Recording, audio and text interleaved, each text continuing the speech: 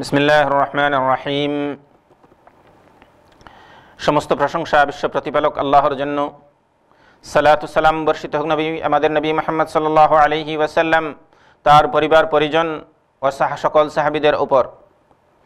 আম্মা বাদ, অতঃপর ইহা শেখ মুহাম্মদ বিন আব্দুল ওয়াহাব রাহিমাহুল্লাহ রচিত 3টি মৌলনীতি ও ওহার প্রমাণপঞ্জি নামক পুস্তিকার সহজ ব্যাখ্যা। নাতিদীর্ঘ আলোচনার মাধ্যমে পুস্তিকার মূল বচনের ভাব স্পষ্ট করার চেষ্টা করব। আশা করি আল্লাহ তাআলা আমাদেরকে আলেমদের কাতারে শামিল করবেন এবং ইলম মোতাবেক আমলকারী বানাবেন। নিশ্চয়ই তিনি সামি' তথা সর্বশ্রোতা ও কবুলকারী। লেখকের মূল বক্তব্যে প্রবেশের পূর্বে প্রারম্ভিক 3টি বিষয় উল্লেখ করা জরুরি। 1 নম্বর, লেখকের সংক্ষিপ্ত পরিচয়, নাম ও বংশ পরিচয়। শেখ মুহাম্মদ বিন আব্দুল ওয়াহাব বিন সুলাইমান বিন আলী বিন মুহাম্মদ বিন আহমদ বিন রাশেদ বিন বরিদ বিন মুহাম্মদ বিন বরিদ বিন মুশাররফ আত-তামিমি। তার পিতা হুরাইমালা অঞ্চলের বিচারপতি ছিলেন এবং সমকালীন শ্রেষ্ঠ আলেম ছিলেন। অত্যন্ত বিনয়ী ও সম্মানিত ব্যক্তিত্বের অধিকারী ছিলেন। অনুরূপ তার পিতামহ তথা দাদা সুলাইমান নজদ অঞ্চলের শ্রেষ্ঠ আলেম ও মুফতি ছিলেন। অনেক বড় বড় আলেম তার নিকট থেকে শিক্ষা গ্রহণ করেছেন। জন্ম ও শিক্ষা।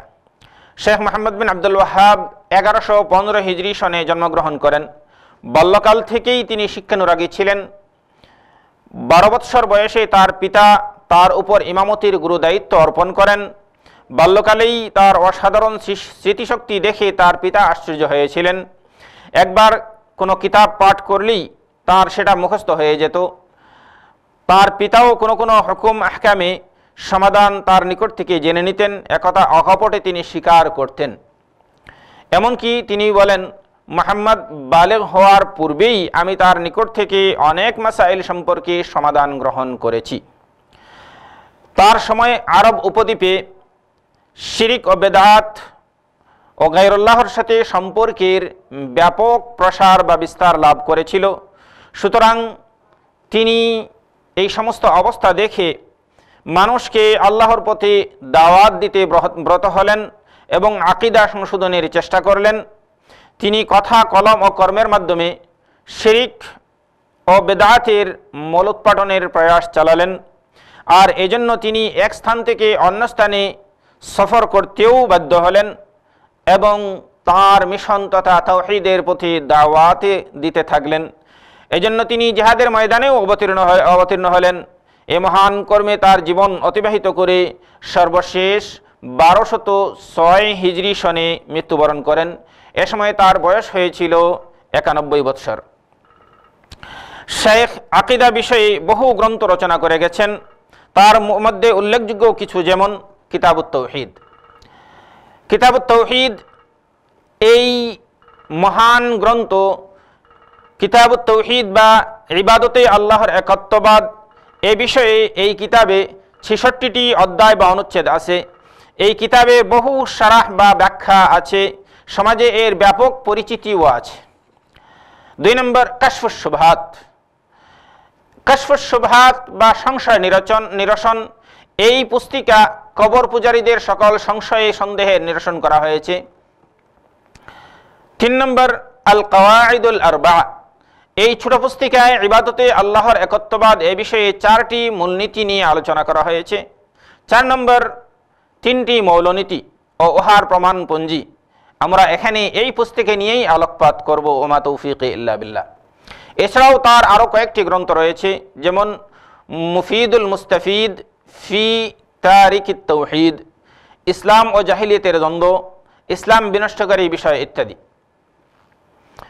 2 নম্বর মুকাদ্দিমায় এই পুস্তিকার সংক্ষিপ্ত পরিচিতি তথা 3টি মৌলনীতি। এই পুস্তিকার সংক্ষিপ্ত পরিচিতি হলো, এটি একটি সহজ, সরল ও সংক্ষিপ্ত পুস্তিকা।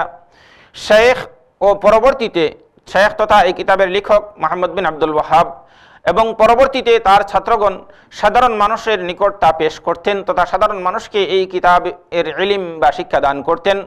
মসজিদে নামাজের পর তা পাঠ করতেন। মসজিদের ইমামগণ মুসল্লিদের এই পুস্তিকা সম্পর্কে প্রশ্ন করতেন তথা এই পুস্তিকা পাঠ করে শোনাতেন, অতঃপর এ সম্পর্কে প্রশ্ন করে তাদেরকে এর বিষয়ে কতটুকু জ্ঞান অর্জন হলো সেটা সম্পর্কে জিজ্ঞাসা করতেন। আলেমগণ গ্রামগঞ্জে গিয়ে মানুষকে এই তিনটি মূলনীতি সম্পর্কে শিক্ষা দিতে শুরু করলেন। এই পুস্তিকা অতি সংক্ষিপ্ত ও সহজ হওয়া সত্ত্বেও এতে রয়েছে এমন গুরুত্বপূর্ণ মৌলনীতি যা দিন পালনে প্রত্যেক মানুষের জন্য জরুরি। বর্তমান যুগের আলেমগণ এই পুস্তিকাটি অত্যন্ত গুরুত্ব সহকারে গ্রহণ করেছেন। তার কয়েকটি নমুনা এখানে পেশ করছি। 1 নম্বর, এই পুস্তিকার ব্যাখ্যা ও টিকা সংযোজন এ কাজ এত বেশি হয়েছে যে গুণে শেষ করা যাবে না, তবে প্রকাশিত হয়েছে এমন কয়েকটি এখানে উল্লেখ করছি। ইবনে কাসিম নজদি রচিত হাশিয়া সালাসাতুল উসুল তথা 3টি মৌলনীতির টিকা, ইবনে উসাইমিন রচিত শরহ উসুল সালাসা, শেখ আব্দুল্লাহ আল ফৌজান রচিত হুসুল মামুল শরহে সালাসাতুল উসুল উল্লেখযোগ্য। 2 নম্বরে, ছাত্রদেরকে মুখস্থ করানো। ইহা আলেমগণের একটি প্রসিদ্ধ তরিকা। তারা নিজ ছাত্রদের জন্য সংক্ষিপ্ত মতনসমূহ মুখস্থ করার তাকিদ দিয়ে থাকেন, বিশেষ করে আকীদার উপর রচিত মতনসমূহ। আর এদের মধ্যে শেখ মুহাম্মদ বিন ইব্রাহিম নিজ ছাত্রদের এই পুস্তিকাটি সর্বপ্রথম মুখস্থ করাতেন। 3 নম্বর, সাধারণ মানুষকে এর পাঠ দান করা, যা পূর্বে উল্লেখ করা হয়েছে, তথা নিয়মিত মসজিদের মুসল্লিদেরকে এই কিতাবের পাঠ দান করা হতো। 4 নম্বর, এই পুস্তিকার কাব্যরূপ দান করা। সংক্ষিপ্ত এই পুস্তিকাটি কাব্যরূপে জনগণের সামনে পেশ করা। যারা কাব্যরূপ দিয়েছেন তাদের মধ্যে উল্লেখযোগ্য শেখ ওমর বিন ইব্রাহিম আল মাদানী। তিনি মৃত্যুবরণ করেন 1378 হিজরি সনে। তার তিনি যে সংক্ষিপ্ত রূপ বা কাব্যরূপ দান করেছেন তার নাম হচ্ছে তসহিলুল হিফজ ওয়াল উসুল নজম সালাসাতুল উসুল। 2 নম্বরে, শেখ সউদ আশ-শুরাইম ইসরাজুল খুয়ুল নজম সালাসাতুল উসুল নামে তিনি এর কাব্যরূপ দান করেছেন। এই পুস্তিকাকে সংক্ষেপ করা তথা এই পুস্তিকা এমনিতেই সংক্ষিপ্ত, তারপরেও জনগণ যাতে করে আরও সহজে সুন্দরভাবে বুঝে এটা মুখস্থ করে রাখতে পারে সেজন্য এই পুস্তিকার আরও সংক্ষিপ্ত রূপ দান করা হয়েছে। যারা সংক্ষিপ্ত করেছেন তাদের মধ্যে শেখ আব্দুল আজিজ বিন মোহাম্মদ আশ-শাসারি। তিনি মৃত্যুবরণ করেন 1387 হিজরি সনে। সর্বশেষ তার নাতি শেখ সাদ আশ-শাসারি এর উপর টিকা সংযোজন করে প্রকাশ করেছেন এবং তিনি নাম দিয়েছেন আল মাসকুল ফি তালিকি আলা সালাসাতিল উসুল, আলা মুখতাসার সালাসাতিল উসুল। 3 নম্বরে, পুস্তিকার বিষয় হিসেবে যা সন্নিবেশিত হয়েছে, অর্থাৎ এই পুস্তিকায় কি বিষয় নিয়ে আলোচনা করা হয়েছে। এই পুস্তিকার মূল বিষয় হচ্ছে ইবাদতে আল্লাহর একত্ববাদ নিশ্চিত করা এবং কবরে মানুষকে যে 3টি প্রশ্ন করা হবে তার জবাব। এই পুস্তিকাতে 4টি বিষয় সন্নিবেশিত হয়েছে। প্রথম মুকাদ্দিমা বা প্রথম ভূমিকাতে আসছে, এখানে লেখক 4টি মাসাইল উল্লেখ করেছেন, যেমন আল ইলম বা জ্ঞান, আল আমাল বা কর্ম, আদ দাওয়াহ বা প্রচার এবং সর্বশেষ সবর বা ধৈর্য। দ্বিতীয় মুকাদ্দিমায় লেখক ইবাদতে আল্লাহর একত্ববাদ প্রতিষ্ঠার 3টি মাসাইল ও মূলনীতি উল্লেখ করেছেন। তৃতীয় মুকাদ্দিমায় একটি মাসআলা উল্লেখ করেছেন, আর তা হচ্ছে ইব্রাহিম ও মুহাম্মদ আলাইহিস সালাতু ওয়াস সালাম এর দ্বীন বা শরীয়তের হাকিকত। চতুর্থ মুকাদ্দিমায় লেখক 3টি মৌলনীতি যা কিতাবের মূল বিষয় সেটা নিয়ে আলোচনা করেছেন, আর তা হচ্ছে প্রত্যেক ব্যক্তির নিজ রব সম্পর্কে জানা, নবী সম্পর্কে জানা এবং দ্বীন ইসলাম সম্পর্কে জানা। এখানে লেখক বর্ণিত 3টি মূলনীতি দলিল সহকারে বিস্তারিত বর্ণনা করেছেন। এবার আল্লাহর উপর ভরসা করে মূল পুস্তিকার ব্যাখ্যা শুরু করব ইনশাআল্লাহ। মূল পুস্তিকায় লেখকের বাণী, কাউলুহু বিসমিল্লাহির রহমানির রহিম, ই'লাম রাহিমাকাল্লাহ আন্নাহু ইয়াজিবু আলাইনা তাআল্লুমু 4 মাসাইল। শুরু করছি আল্লাহর নামে, যিনি পরম করুণাময় অতিশয় দয়ালু। আল্লাহ তোমার প্রতি দয়া করুন। জেনে রাখো আমাদের কর্তব্য হলো 4টি বিষয়ে ইলম বা জ্ঞান অর্জন করা। এই বাক্যের দ্বারা লেখক আল্লাহ তার উপর রহমত বর্ষণ করুন তার এই পুস্তিকার সূচনা করেছেন। এখানে তিনি 3টি মাসাইল রয়েছে। 1 নম্বর, বিসমিল্লাহির রহমানির রহিম। লেখক অন্য সকল আলেমদের ন্যায় পবিত্র কোরআনের অনুকরণে বিসমিল্লাহ দ্বারা পুস্তিকার সূচনা করেছেন। পবিত্র কোরআনের প্রতিটি সূরা বিসমিল্লাহ দ্বারা সূচিত হয়েছে। অতঃপর তিনি নবী সাল্লাল্লাহু আলাইহি ওয়াসাল্লামেরও অনুকরণ করেছেন, কেননা নবী সাল্লাল্লাহু আলাইহি ওয়াসাল্লাম সে যুগের বিভিন্ন রাজা বাদশাদের নিকট প্রেরিত পত্রে বিসমিল্লাহ দ্বারা শুরু করেছিলেন, যেমন হেরাক্লিয়াসের নিকট প্রেরিত পত্র। অপরপক্ষে নবী সাল্লাল্লাহু আলাইহি ওয়াসাল্লামের হাদিস রূপে প্রচারিত বাণী, কুল্লু আমরিন জি বালিন লাম ইবদা বিসমিল্লাহ ফাহুয়া আবতার। প্রতিটি গুরুত্বপূর্ণ কর্ম যা আল্লাহর নাম স্মরণ করা ব্যতীত শুরু করা হয় তা অসম্পূর্ণ। এই যে হাদিস প্রচারিত রয়েছে সমাজে, এই হাদিসের সনদ বা সূত্র জঈফ বা অতিশয় দুর্বল। 2, আল্লাহ তোমার প্রতি দয়া করুন, জেনে রাখো, অর্থাৎ ইলাম রাহিমাকাল্লাহ। ইহা তালিবে ইলম বা ছাত্রের প্রতি লেখকের সুন্দর আচরণ। তিনি তালিবে ইলমের জন্য দোয়ার মাধ্যমে শুরু করেছেন। আর তালিবে ইলমের জন্য ইহাই উচিত যে তিনি ছাত্রদের সাথে সুন্দর আচরণ করবেন, তাদের জন্য দোয়া করবেন, সহজ ও প্রাঞ্জল ভাষায় কথা বলবেন। এতে তার পরবর্তী বক্তব্য ছাত্রের নিকট বেশি গ্রহণীয় হবে। 3, আন্নাহু ইয়াজিবু আলাইনা তাআল্লুম আরবা মাসাইল। আমাদের কর্তব্য হলো 4টি বিষয়ে ইলম বা জ্ঞান অর্জন করা। ইহা বিষয়বস্তু উপস্থাপনে লেখকের বিশেষ কৌশল। তিনি মাসাইল বা বিষয়গুলো প্রথমে নির্ণয় করেন, অতঃপর বলেন 3টি অথবা 4টি, অর্থাৎ তিনি কয়টা মাসাইল বর্ণনা করবেন এটা প্রথমে নির্ণয় করার পরে ছাত্রদের সামনে বলবেন যে আমি আজকে তোমাদের সামনে 3টি মাসাইল বলবো, আজকে তোমাদের সামনে 4টি মাসাইল বলবো, আজকে তোমাদের সামনে 2টি মাসাইল সম্পর্কে আলোচনা করব। এভাবেই তিনি তার বিষয়গুলো উপস্থাপন করেন। ইহা শিক্ষার একটি উত্তম পদ্ধতি এবং বিষয় উপস্থাপনের তারতিব বা ধারাবাহিকতা। লেখক বলেন 4টি বিষয় যা উল্লেখ করা হবে তার অর্জন করা ওয়াজিব। তথা 4টি বিষয় যা এখানে উল্লেখ করা হবে সেই 4টি বিষয় সম্পর্কে জানা প্রত্যেকের উপর ওয়াজিব। এই 4টি বিষয় ব্যতীত দিন পরিপূর্ণ হবে না। এর বাস্তবায়ন ছাড়া ইলম বা জ্ঞান অর্জিত হবে না। অতঃপর লেখক বিষয় 4টি বর্ণনা করেন।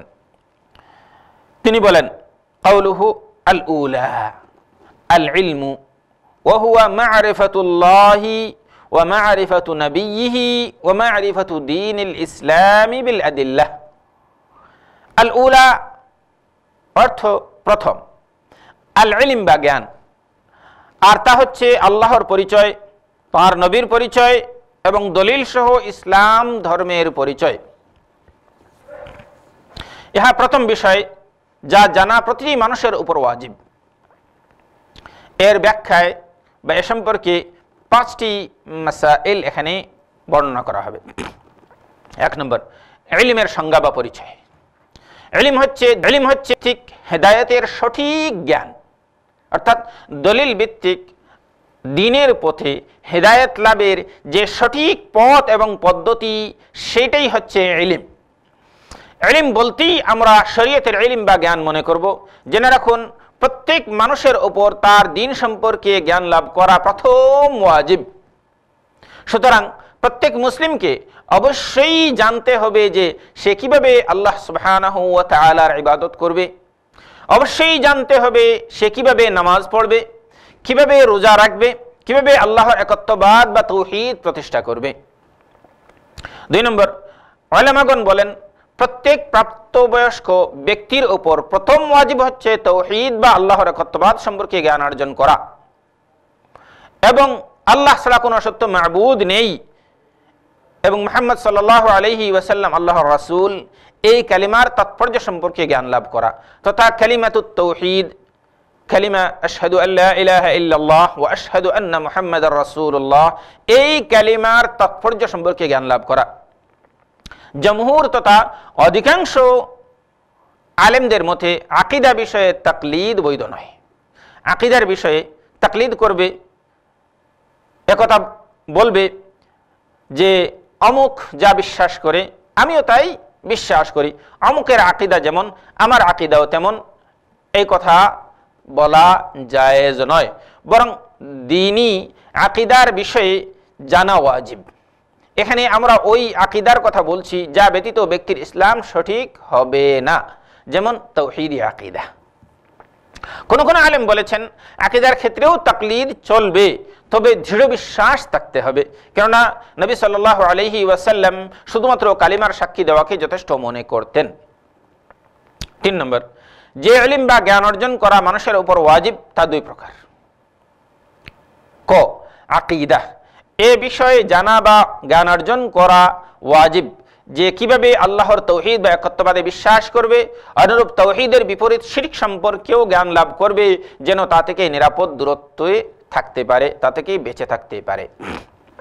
খ, প্রত্যেক প্রাপ্তবয়স্ক ব্যক্তি উপর ওয়াজিব ইবাদত সমূহ, প্রত্যেক প্রাপ্তবয়স্ক ব্যক্তির উপর ওয়াজিব ইবাদত সমূহ সম্পর্কে জ্ঞান লাভ করা, যেমন নামাজ ও পবিত্রতা, রোজা, হজ ও যাকাত ইত্যাদি ওয়াজিব বিষয়ে প্রত্যেককে জানা জরুরি। এসব বিষয়ে অজ্ঞ থাকা মোটেই জায়েজ নেই, কেননা দৈনন্দিন জীবনে পালনীয় এ সকল ইবাদত না জেনে কিভাবে আদায় করবে, কারো পক্ষে আদায় করা সম্ভব হবে না। 4 নম্বর, ইলম বা জ্ঞান 2 প্রকার। ক, যে জ্ঞান বা ইলম অর্জন করা ফরজে কিফায়া। খ, যে জ্ঞান বা ইলম অর্জন করা ফরজে আইন। প্রথমত, যে জ্ঞান বা ইলম অর্জন করা ফরজে কিফায়া তা হচ্ছে ইলমের ওসিলা বা মাধ্যম, যেমন ভাষা জ্ঞান, উসুলে হাদিস, উসুলে ফিকহ, ফরাইজের ইলম বা ফিকহের কোনো বিশেষ অধ্যায়ের ইলম যা সকল মানুষের প্রয়োজনে নাও আসতে পারে, যেমন ব্যবসা বাণিজ্যের অধ্যায়, নিকাহ বা বিবাহ শাদীর অধ্যায়, কাজা বা বিচার আচার ও তালাকের অধ্যায়, এই জাতীয় জ্ঞান অর্জন করা ফরজে কিফায়া। দ্বিতীয়ত, যে জ্ঞান বা ইলম অর্জন করা ফরজে আইন তা হচ্ছে ইতিপূর্বে উল্লিখিত বিষয়াদি, যেমন আকীদার জ্ঞান এবং এমন সব হুকুম আহকাম যা পালন করা প্রত্যেক মুসলিমের উপর ওয়াজিব। 5 নম্বর, লেখক উল্লেখ করেছেন যে ইলম বা জ্ঞান 3টি বিষয়ের সমন্বয়। ইলম হচ্ছে 3টি বিষয়ের সমন্বয়, আর তা হচ্ছে আল্লাহর মারিফাত বা আল্লাহ সম্পর্কে জানা, আল্লাহ তাআলার উলুহিয়ত অর্থাৎ তাওহীদ উলুহিয়্যাহ, রুবুবিয়ত তথা তাওহীদ আর রুবুবিয়্যাহ, আসমা ও সিফাত তথা তাওহীদুল আসমা ও সিফাত এ সম্পর্কে জ্ঞান লাভ করা। নবী সাল্লাল্লাহু আলাইহি ওয়াসাল্লামের মারিফাত, কেননা তিনি সাল্লাল্লাহু আলাইহি ওয়াসাল্লাম আল্লাহ তাআলা ও আমাদের মাঝে রিসালাতের বা তাবলীগ বা প্রচারের মাধ্যম, দলিল সহ ইসলাম সম্পর্কে জ্ঞান লাভ করা, উসুলে সালাসা বা 3টি মৌলনীতিতে যার বিস্তারিত বর্ণনা করা হবে ইনশাআল্লাহ।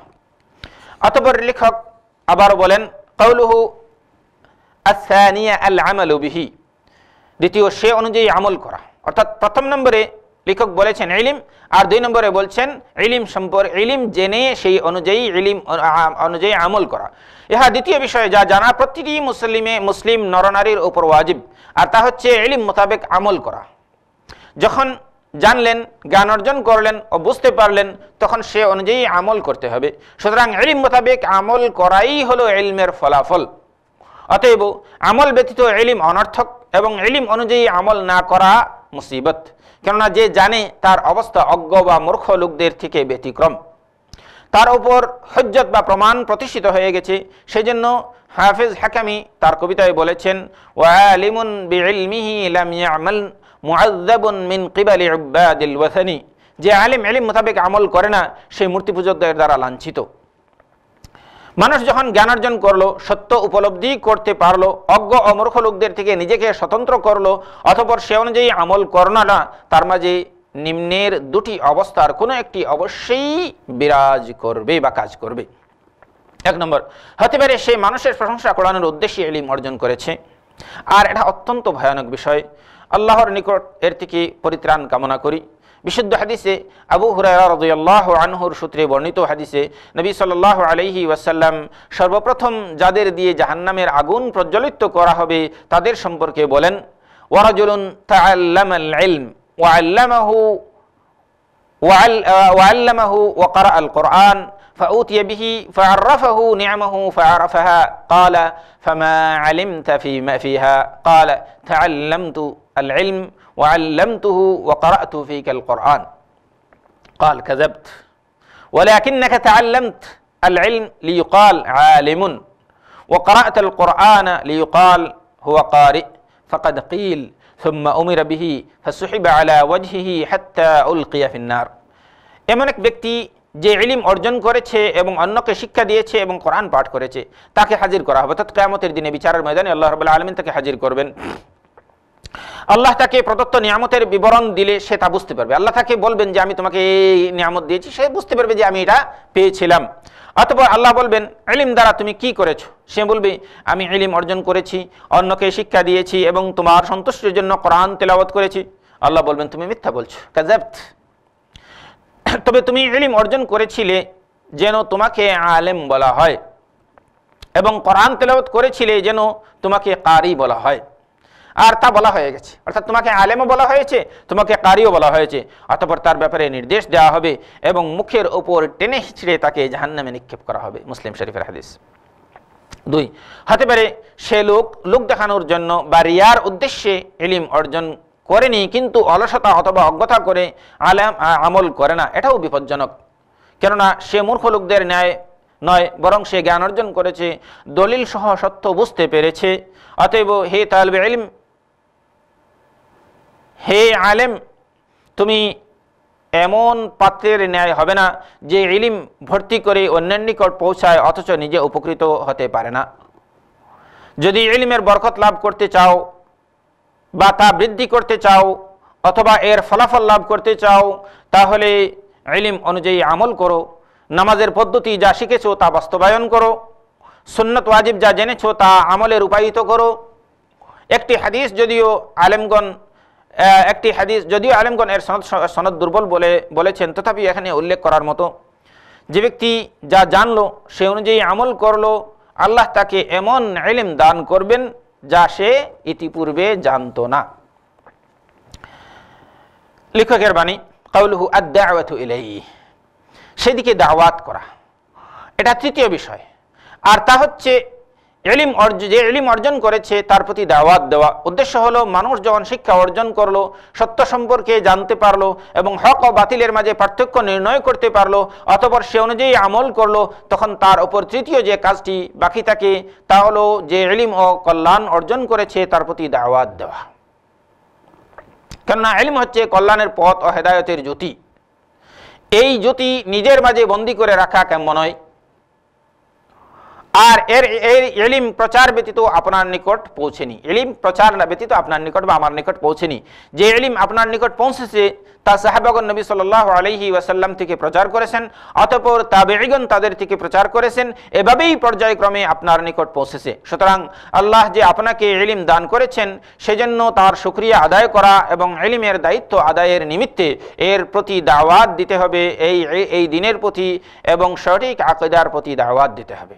লক্ষণীয় বিষয় যে অনেক এমন মানুষ আছে যাকে আল্লাহ ইলম দান করেছেন এবং তার অন্তরে বুঝ শক্তি দান করেছেন, অতঃপর সে অনুযায়ী আমল করারও তৌফিক দান করেছেন, অথচ তার আশেপাশে এর কোনো আসর বা প্রভাব পরিলক্ষিত হয় না।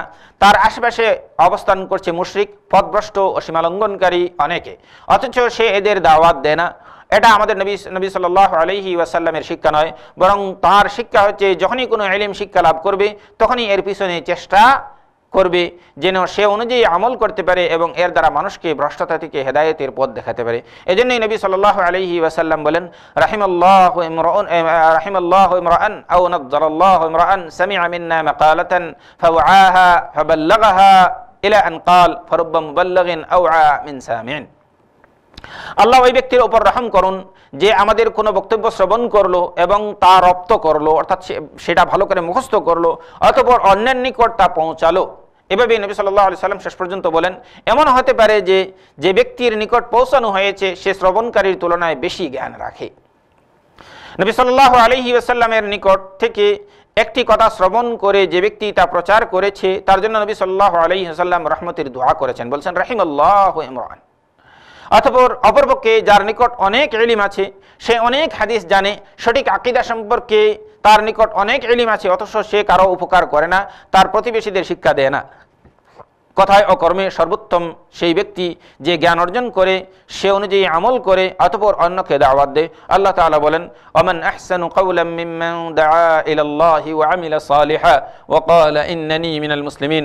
ওই ব্যক্তির চেয়ে কথায় কে উত্তম যে আল্লাহর প্রতি দাওয়াত দেয় এবং সৎ আমল করে এবং বলে আমি একজন মুসলমান। সূরা ফুসসিলাত 33 নম্বর আয়াত। জেনে রাখুন, ইলম বা জ্ঞানের পথ যা আপনি লাভ করেছেন সে পথে আহ্বান করার দুটি উপায় আছে বা দুটি উপায় হতে পারে। ক, কথা দ্বারা, মুখের কথা অথবা লিখনি ইত্যাদি দ্বারা দাওয়াত করতে পারেন। খ, কর্মের দ্বারা। আপনি আল্লাহর দ্বীনের পথে দাওয়াত করতে পারেন আপনার আদর্শ দ্বারা। সুতরাং আপনি সাধ্যমতো চেষ্টা করুন শিরক সহ সকল পাপ কর্ম সমাজ থেকে মুছে দিতে, তবে লক্ষ্য রাখবেন যাতে হিতে বিপরীত না হয়, অর্থাৎ পাপ দূর করতে গিয়ে এর চেয়ে বড় পাপ বা বিশৃঙ্খলা না ঘটে। এছাড়াও দাওয়াতের আরো অন্যান্য পথ অবলম্বন করা যেতে পারে। দাওয়াতের ক্ষেত্রে আলেম সমাজের আরো একটি বিষয় লক্ষ্য রাখা উচিত, আর তা হচ্ছে দাওয়াতের ক্ষেত্রে বিষয়ের গুরুত্ব বিবেচনা করে শুরু করা, অর্থাৎ কোন বিষয়ে আগে শুরু করবেন। সুতরাং কোনো দায়ী বা আলেমের পক্ষে উচিত নয় যে সমাজে কিছু লোক শিরকে জড়িয়ে আছে আর কিছু লোক অন্যান্য পাপে জড়িয়ে আছে, সেক্ষেত্রে শিরক বাদ দিয়ে, অর্থাৎ মুশরিককে হেদায়েত তৌহিদের পথে দাওয়াত না দিয়ে, একজন ব্যক্তি আছে তার মাঝে গুনাহ করতেছে, অন্যান্য বেদাত আছে, ওই বেদাতিকে আগে দাওয়াত দেওয়া বা বেদাত থেকে আগে মানুষকে সতর্ক করা, অথচ সে শিরকে জড়িয়ে রয়েছে। শিরকের সাথে কোনো আমলই যেহেতু গ্রহণযোগ্য নয়, অতএব শিরক আগে সমাজ থেকে দূর করতে হবে, মানুষকে ব্যক্তিকে আগে তৌহিদের পথে আনতে হবে, আগে ব্যক্তির ঈমান ঠিক করতে হবে, ঈমানের প্রতি মানুষকে দাওয়াত দিতে হবে। বরং তাহলে অতএব বেশি গুরুত্বপূর্ণ বিষয় যেটা সেটা দিয়ে আগে শুরু করতে হবে, আর তা হচ্ছে তৌহিদ বা আল্লাহর একাত্মবাদ।